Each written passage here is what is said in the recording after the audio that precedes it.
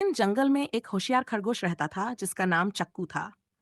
चक्कू बहुत तेज दौड़ता और सब जानवरों को दौड़ में हरा देता।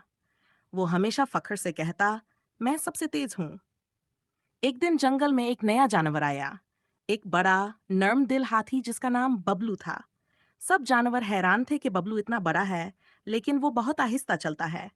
चक्कू ने बबलू का मजाक उड़ाया और कहा, तुम तो बहुत सुस्त हो, तुमसे दौड़ना भी नहीं आता। बबलू ने मुस्कुराकर जवाब दिया, तेजी अच्छी चीज है, मगर सब और समझदारी भी जरूरी है। फिर एक दिन बारिश हुई और जंगल में पानी भर गया। सब जानवर फंस गए। तब बबलू ने अपनी लंबी सूंड से सब जानवरों को निकाला और अपने मजबूत जिस्म से सबको महफूज जगह तक पहुंचा दिया। चक्कू शर्मिंदा हुआ और बबलू से माफी मांगी। उस दिन से चक्कू ने सीखा कि हर किसी की अपनी खूबी होती है। कोई तेज होता है तो कोई मजबूत और मेहरबान।